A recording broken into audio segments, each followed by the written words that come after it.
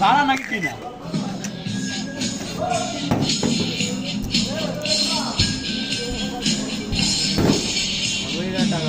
চিংড়ি মাছ খোলে কিভাবে সেটা দেখুন আপনারা।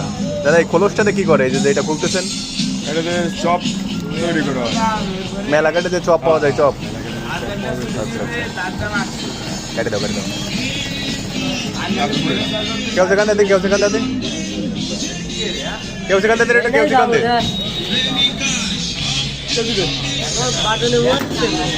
এবার দেখাবো আপনাদের কিভাবে চিংড়ি মাছের গিলু বের করে, দেখুন।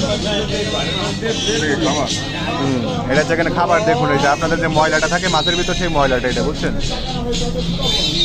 এই গিলু দেখেন, একদম পিওর গিলু।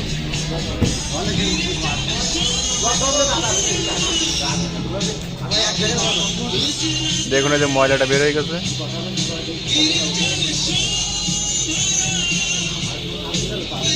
দাদা এখন আপনার হাতে যে মাছটা গেছে, এই মাছের কেজি কত টাকা পড়তে পারে এখন? 2000 প্লাস। 2000 plus KG. আচ্ছা, আপনারা দেখুন এই মাছের কেজি 2000 প্লাস। আপনাদের মূল্যবান মতামত জানাবেন যে 2000 প্লাস কি কেজি হবে কি না।